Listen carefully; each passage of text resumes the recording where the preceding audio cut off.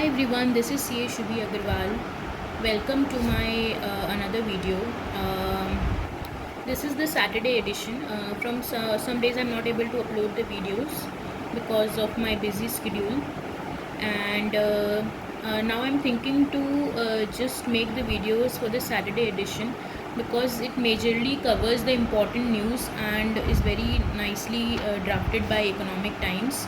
So this is one of the Saturday edition, that is of November 4, 2023.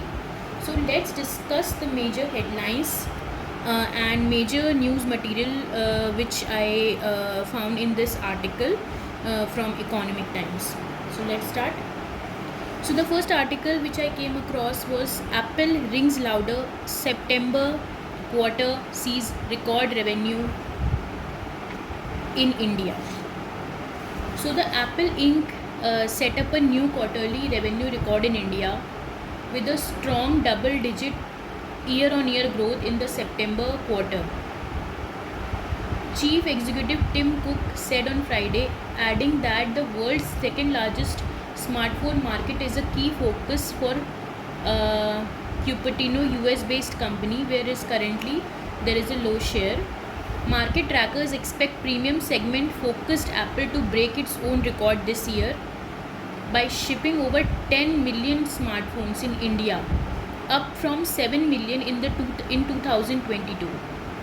This is being driven by the growing premiumization trend in the Indian consumers smartphone market, where consumers are increasingly opting for a high price devices.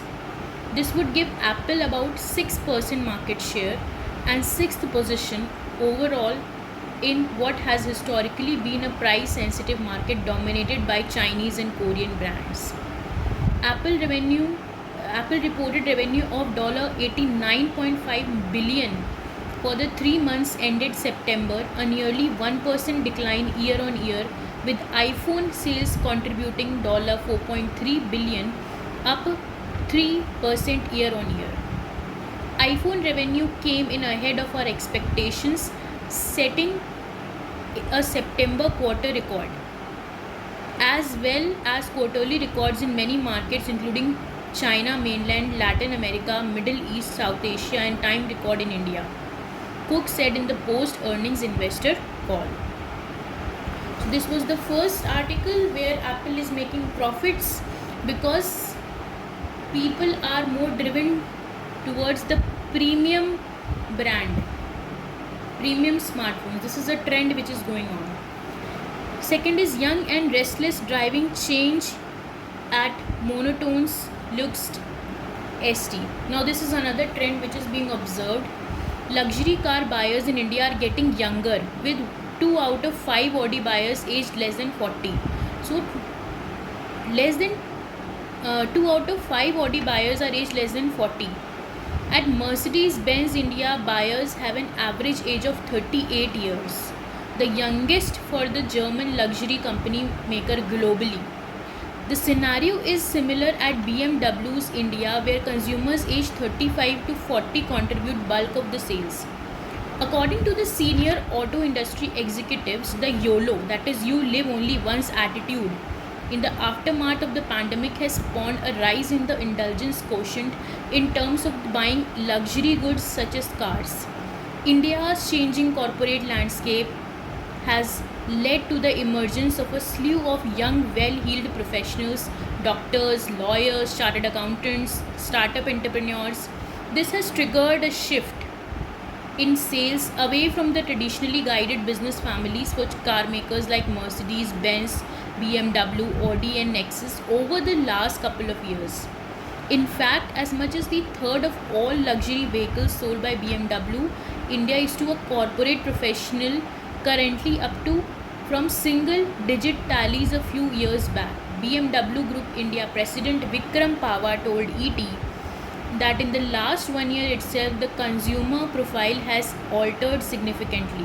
The share of corporates in the increasing in sales, and within that too few sectors such as startups are dominating.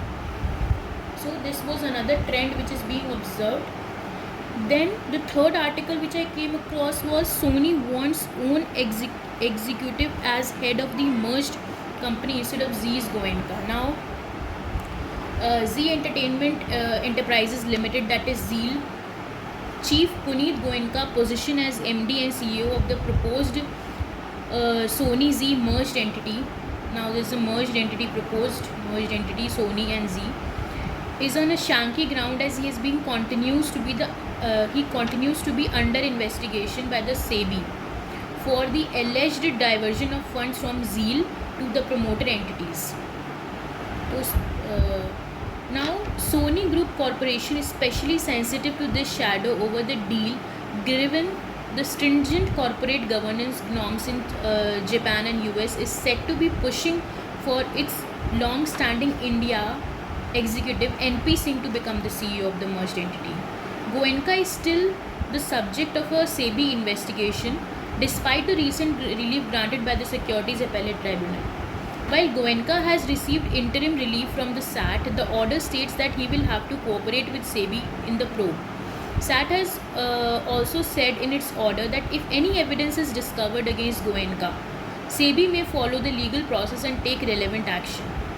The development has significant implications for the merger agreement between ZEAL and Culver Max Entertainment, the Indian media version of Sony Group Corporation, since Goenka nomination as MD and CEO of the merged entity was a necessary condition for the merger. Tony Vinciquerra, chairman of Sony Pictures Entertainment, Ravi Ahuja, chairman of Sony Pictures Global Television Studios and Corporate Development, and Goenka have held talks to find the way out. Now, fourth is, now this is critical because this was one of the conditions which was put that Goenka has to be made the CEO, and because there is some problem which is going on with Goenka relating to the diversion of the funds, and it is under investigation by SEBI, so this is a major thing. Now, next is there has to be two-state solution to the Israel-Palestinian issue.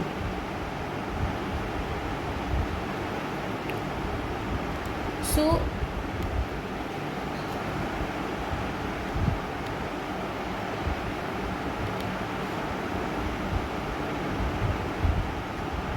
External Affairs Minister Jaishankar has said that what happened on October 7 is a big act of terrorism and we all need to stand up against it. But at the same time, he also stressed the need for a solution to the Palestine issue. Addressing a joint secretary session of the Senate External Affairs and Defense Commission in Rome on Thursday, Jaishankar said, what happened on October 7 is a big act of terrorism, and the subsequent happening after that have taken the entire region to different direction. Within this, we have to find a balance between different issues. We all find terrorism unacceptable and we have to stand up against terrorism, but there is also an issue of Palestine. This has to be a solution to the problem faced by the Palestinian people, reiterating New Delhi's position of the two-state solution in the Israel-Palestine conflict. He said, if you have to find a solution, you have to find it through dialogue and negotiation. Our view is that it has to be a two-state solution. You cannot find a solution through conflict and terrorism. We believe that international humanitarian law must be respected by everybody, he said. Referring to the Indo-Italy ties, Jaishankar said, Italy is surely, I think, historically among the oldest links with Europe, and I will come to the connectivity and what, Senator, you call the Cotton Road, which in many ways is like a revival of the return of history. But in recent years, I would say Italy has also made a very major contribution to the strengthening our cooperation with European states. So this was all about what Jaishankar said regarding the Israel-Palestinian issue. Now, another article which I came across was Pati Patni aur Panchayat, central Panel to study remote control, MULS training session. Now, this is one of the major problems in the rural areas. So, what the article said was that the Panchayati Raj Ministry has set up a committee to study if the women pradhans are used as a proxies by the spouses or other male members of their family. The move comes after a Supreme Court directive and concern raised by a parliamentary panel report on proxy control of women sarpanches by Sarpanchpati. The 10-member panel, chaired by a former union secretary, held its first meeting and is milling real-life empowerment lessons from serving women MPs and MLAs, beside financial education sessions for over 14 lakh women, heading the Panchayati Raj. The panel is expected to submit its report in 9 months. As per the government data, 14.53 lakh of 31.8 lakh Panchayati representatives are women. Under examination would be capacity building needs of the elected women representatives and how they can be empowered for effective political leadership in Panchayati Raj institution. The panel will also try to assess the ability of the EWRs to plan, prepare the agenda, mobilize participation and conduct meetings of Ward Sabha, Mahila Sabha, Gram Sabha and Panchayat general meetings. Training modules on the rights and duties, legal provisions and central and state level for their benefit and the relevant provisions in the crime related laws are under consideration of the panel. It will also look to draw up education and awareness campaigns to promote change in the social mindset for eliminating gender based discrimination and check proxy practices. Okay. So this was about this article. Then can't reduce SC to Tariq pe Tariq court. So this is said by Supreme Court. What Supreme Court has said: Supreme Court on Friday lamented the frequent adjournments being sought by lawyers after seeking urgent listing of the cases. Speaking at the bench, Chief Justice of India, that is D.Y. Chandrachud, verbally observed that the top court of the country cannot be reduced to a Tariq pe Tariq court. The CGI pointed out that in the past 2 months, that is from September to October, a total of 3,688 adjournments have been sought by the lawyers. This especially after seeking urgent listing of the cases. Regretting the number of adjournments sought by the lawyers, the CGI Chandrachud remarked that it defeats the very purpose of the expediting cases. The CGI went on to add, this defeats the trust of citizens. This does not show a good image of our court to the country. He, however, acknowledged the reduction in the time between filing a case and its listing of the hearing, crediting the efforts of the Supreme Court. Bar Association, that is SCBA, the Supreme Court Advocate on Record Association, that is SCAORA. Okay, this is all what Supreme Court said. Now, after furor over BHU molestation boundary wall for IIT. Okay, now this is one of the recent incidents which took place, and a shameful incident.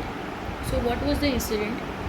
There is the proposal to construct a boundary wall separating the Indian Institute of Technology inside the Banaras Hindu University campus from the rest of the varsity following a female student's molestation was criticized by a section of the BHU students.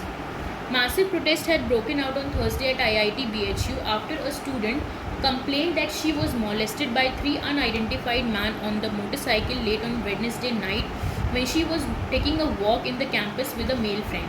According to the complaint, the accused kissed her forcibly, stripped and made videos of her. A complainant has made registered against the unidentified men. The incident sparked widespread anger inside campus over lack of security.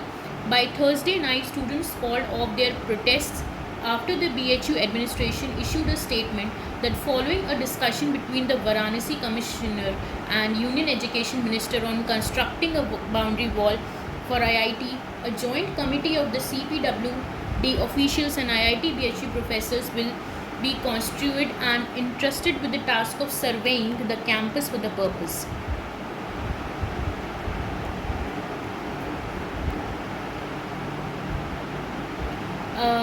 The commitment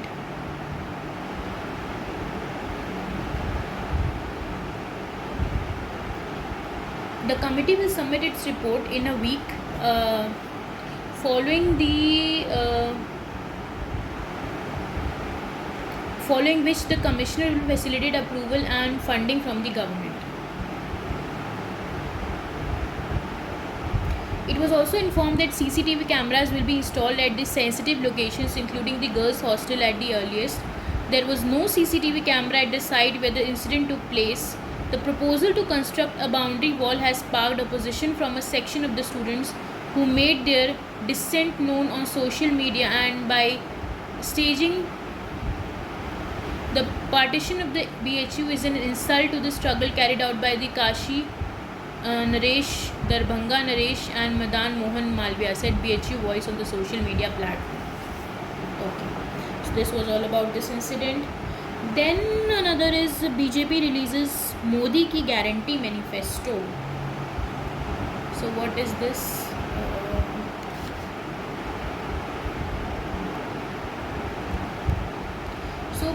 The BJP released its Chhattisgarh election manifesto on Friday with promises that seek to counter the welfare schemes of the Bhupesh Baghel-led Congress government in the state. The document, titled Modi Ki Guarantee, gives a slew of assurances including LPG cylinders at 500, government jobs to 1 lakh youths in 2 years, 12,000 per year financial assistance to married women, 10,000 annual assistance to the landless agricultural labourers and paddy procurement, and 3,100 per quintal. The party manifesto nomenclature makes it clear that the BJP is banking on the popularity of Prime Minister Narendra Modi to win in these assembly elections. Most of the promises made in the manifesto are aimed at beating Baghel's welfare schemes and cornering the ruling party on corruption. In the agrarian state where BJP CM Raman Singh gained popularity on Chaur Wale Baba for providing highly subsidized rice to the poor, the Saffron Party has come up with an impressive paddy procurement policy promise. If voted to power, BJP will launch a Krishi Unnati Yojana, under which 21 quintal paddy per acre will be brought at 3,100 per quintal by the government. Payment will also be done at one go to help the farmers. Home Minister Amit Shah, who released the manifesto just 4 years before the first phase of pooling in Chhattisgarh, said the Baghel government provides 2,700 to paddy cultivators at present, and of this amount 2,200 is being given by Modi. Baghel adds another 500 to it and takes credit for the whole amount, Shah said. BJP will also provide more funds to married women, upping the money given under the Mehtari Vadhan Yojana by Congress. If it forms the government, BJP will provide 12,000 to married women every year. With the unemployment being a serious issue, BJP has reached out to youth with the promise of 1 lakh government jobs in 2 years of coming to power. On caste census, Shah said, "We are a national political party. We don't vote politics. We don't do vote politics. We will discuss with all the sides and take the right decision and inform." So this is one of the agenda of Modi for the Chhattisgarh elections in the Chhattisgarh manifesto. Then another article is political parties focus on drug abuse in Mizoram. So this is also one of the important thing.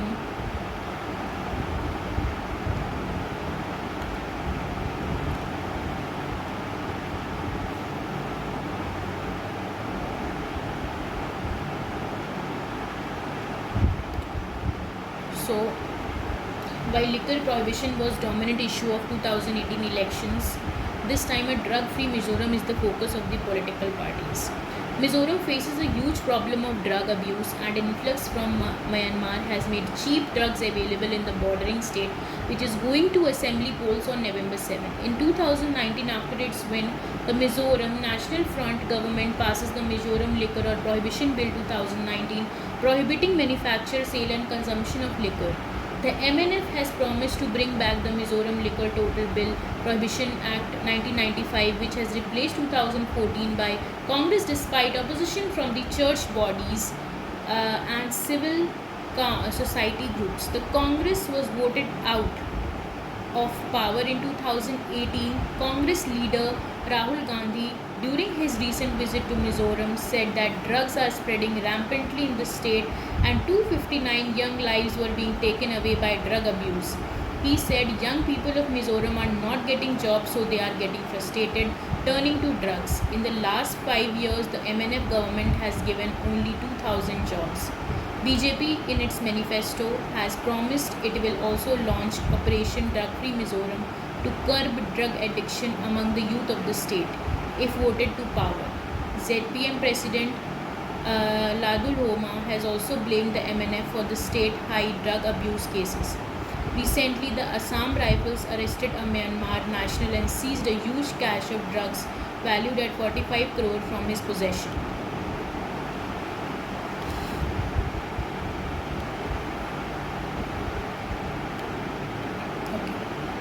Next, at 36 crore, Zomato dishes out social state profitable quarter. I know it's becoming a bit long, but today's newspaper had a lot of content, so I have to go through this content. If you want, you can just pause it and you can listen it sometime else. So let's continue. At 36 crore, Zomato dishes out second straight profitable quarter.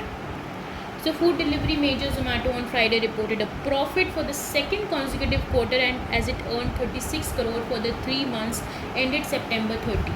The firm made 2,848 crore in revenue from operations for the fiscal second quarter.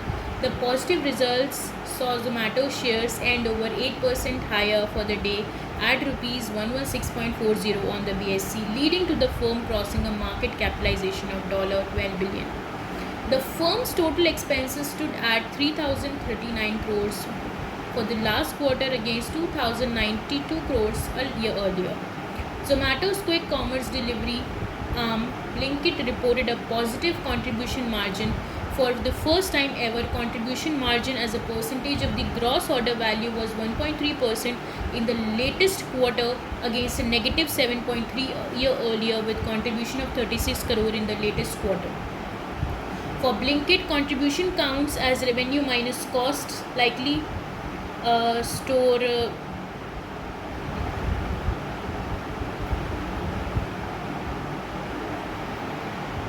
operation expenses.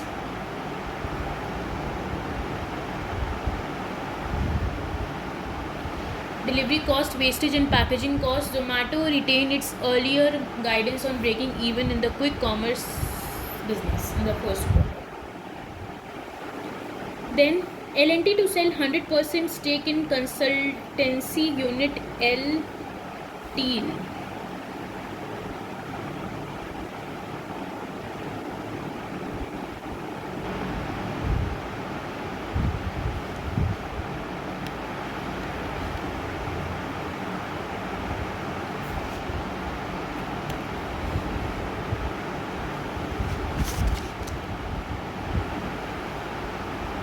So L&T on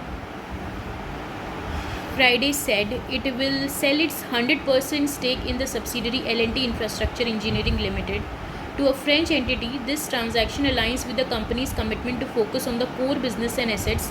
L&T has announced the divestment of 100% stake in L&T Infrastructure Engineering Limited. LTEL is a provider of standalone engineering consultancy services for the infrastructure sector. The stake will be acquired by Estup Consultancy Private Limited, a subsidiary of the Assystem SA of Finance. The transaction, which is subject to meeting certain conditions, is likely to be completed before January 15 next year. This is a step to exit the non-core standalone consulting engineering practice and focus energy and attention on our core businesses, said said by DK Sain, advisor to CMD. Okay. Now, Air turns toxic, NCR to companies take steps to protect staff. This is a major problem which is being faced by Delhi. Okay. With the air quality index, that is AQI, breaching the hazardous level in and around the national capital region, corporate India is stepping up measures to shield employees from perils of toxic air. The AQI crossed 700 in many parts of the NCR. A value above 150 is considered unhealthy. On Thursday, forcing the shutting down of primary schools. Over a dozen companies, including Deloitte, KPMG, Panasonic, Big Basket, Blue Smart, Zepto, and Seal HR Services that ET spoke with, said they are taking initiatives including offering work from home options to employees, providing masks at offices and frontline staff, installing air purifiers and indoor plants, as well as having a doctor on call. Professional services firm Deloitte has issued an advisory on precautions that employees should take as the AQI dips to hazardous level. Considering we operate a hybrid model, our people are well equipped to work from home when advisories are issued by the public authorities against stepping outside of the non-essential work. This was said by Deepti Sagar, Chief People and Experience Officer at Deloitte India. In case employees at Deloitte still face any adverse symptoms, they are encouraged to take a well-being day off. This is a leave facility over and above the annual leave entitlement, said Sagar. In addition, Deloitte is also working with Haryana government on a crop residue management project to reduce instances of stubble burning, which is often blamed as one of the factors contributing to the increased air pollution during winter. Blue Smart, which offers ride sharing with electric vehicles, is providing subsidized rates on its platform for its employees to encourage them to use the eco-friendly mode of transport. In addition to this, we are seeing a rising trend of multiple organizations opting for Blue for Business, which is B2B offering for corporate clients to manage their transportation requirement. Panasonic is allowing employees to work from any location in case they feel unwell and ask for it. While the sales team is excited and geared up for the ongoing festive season, they have been advised to take required precautions while like wearing masks, consumption of adequate liquids, taking steam, etc. For frontline workers, the going is tougher. This happens every year around this time, but we have to carry on working, said a Swiggy delivery partner who declined to be named. The company said tells us to wear mask, but the COVID is over and we can't be under the mask all the time. But if we don't work, we don't get the money. The nature of the job requires delivery workers to be on the ground, and there is not much we can do beyond providing mask and access to doctors, said the HR head of the online grocery company. If someone expresses concern about coming to work since they are gig workers, they can take off. Zepto is providing riders with N95 masks and ensuring they have constant access to the doctor on call. Make My Trip Chief HR Office Yuvraj Srivastav said the organization is not doing anything specific for the current situation, but flexibility is an unwritten norm and people can take off if required. We have people managers sensitive to the health issues, he said. Okay. Now next is DGCA for changes in rules to limit pilot work hours at night. So this is also one of the major concerns. So Civil Aviation Regulator DGCA has proposed to make significant changes to the rules that will ensure pilots get more rest and restrict the hours they work at night in the cockpit. It has made it mandatory for the airlines to submit a quarterly report on fatigue. The action comes after the complaints from a large number of pilots that they are being stretched by airlines using the regulators soft rules which ensure they are not violating norms. In August, the Indigo pilot died due to the sudden cardiac arrest at the Nagpur airport minutes before operating a flight. According to the proposed rules that have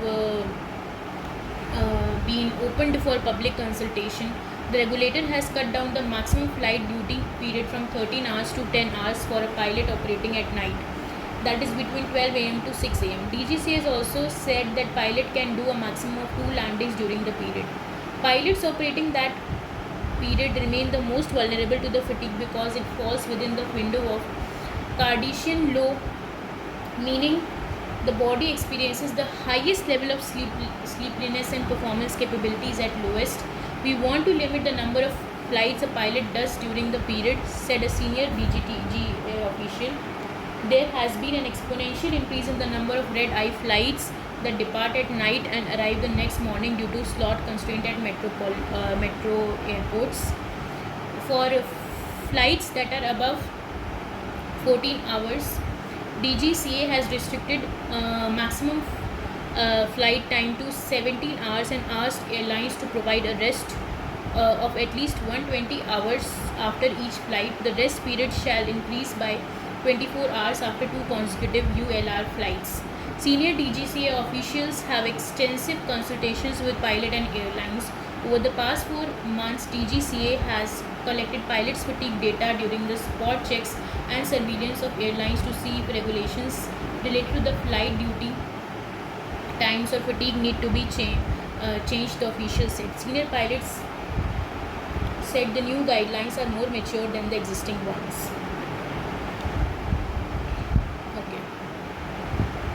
Then KPMG to talks to merge India US advisory ops. So KPMG India US UK are exploring a merger of their advisory practices, a move aimed at multiplying their consulting business in India, said multiple people with knowledge of the matter. The industry first exercise will combine the consulting, risk, tech consulting and deal advisory practices of the three regulators of the consulting giant into KPMG India. The combined entity will invest aggressively in scaling up India advisory practice and growing client services capabilities in India. The tax and audit practice through affiliate BSR and company will excluded from the merged entity and could be made into a separate entity through, though that is still under discussion. The people said, requesting anonymity. The project Himalaya is being called by KPMG. Now, luxury brands script clause to share space will equals at Geo World Plaza. Now, this is very interesting article. So what it said is that some of the super luxury brands that have opened stores at the recently inaugurated luxury mall Geo World Plaza in Mumbai have put up a condition that at least 4 top brands such as Louis Vuitton, Gucci, Cartier, Blueberry, Tiffany, Valentino, Bulgari, Zenga, Giorgio Armani, Bottega Veneta should be present in the same complex to ensure the position of their brands is not diluted. ET has seen copies of agreements between Reliance Industries, the owner of the Geo World Center, and 5 brands assessed through the data analytic firm CRE Matrix. Reliance Industries and the brands did not respond to the email seeking comment till press time on Friday. Brands often have an exclusivity clause with the mall where they don't want competing brands near the stores. However, in the high-end segment, to ensure a similar buyer profile, they want similar stores nearby. Geo World Plaza already meets the condition with several of the super luxury brands having opened their outlets there. If at least 4 among the mentioned brands are not opened within 6 months of us starting the operation, we should be entitled to the reduction of the license fee by 25% for the period that this criteria remains unfulfilled. Christian Dior Trading, which will operate Dior, has said in the agreement. Dior will pay 21.56 lakh in the monthly rent for a 3,317 square feet space in the complex. Gucci has given a list of 6 luxury brands, Louis Vuitton, Dior, Cartier, Bulgari, Benetton and Burberry, and demanded that at least 4 have represented in a shopping center. Louis Vuitton, Cartier, Bulgari have also put a similar conditions. Most of them have kept the right to terminate the agreement after serving the notice for 9 months to 12 months. In the super luxury segment, most of the brands complement each other, and that is why they want the presence of these brands next to each other. Good mall developers also go with the zoning of the brands and don't want to mix the super luxury brands with the premium or mid to premium brands, as more luxury brands are contemplating India entry. We see more luxury spaces coming up. India has only handful of malls given space exclusive to the super luxury brands. Then Netflix India arm renews office lease in Mumbai for over 280 crores. So it has renews its office lease. Next is right policies have drawn 50 crore FDI in food processing, says PM.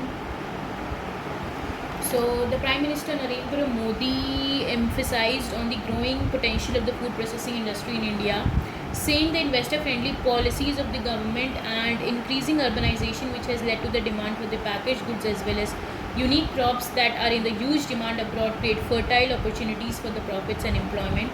Addressing the World Food India 2020 meet here on Friday, the Prime Minister also battled for promoting the One District One Product plan. He disbursed seed capital assistance to 1 lakh women involved in the self-help group sector. He started that the women have a natural ability to lead the food processing segment and form the backbone along with small farmers and small industries of the sector. The food processing industry is getting recognition as a sunrise sector, Modi said, adding that has attracted FDI of more than 50,000 crores in the last 9 years, primarily due to the pro-farmer and pro-industry policies of the dispensation. The Agri-Infra Fund has helped in kicking off thousands of projects for post-harvest infrastructure with an approximate investment of more than 50,000 crores, while processing infrastructure in fisheries and animal husbandry sector is also being encouraged with an investment of thousands of crores.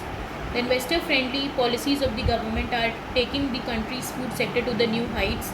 This has led to the increase from 13% to 23% in the share of the processed food in India's agriculture exports.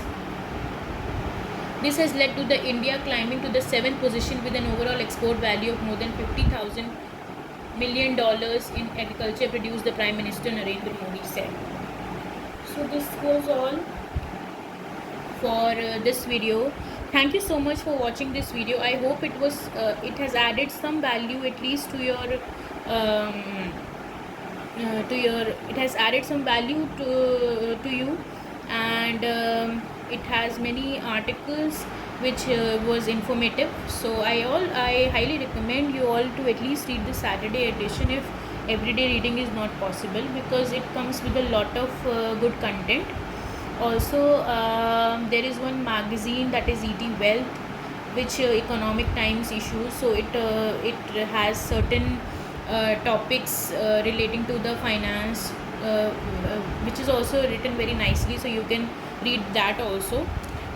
So this is all for today. Thank you so much for watching this video.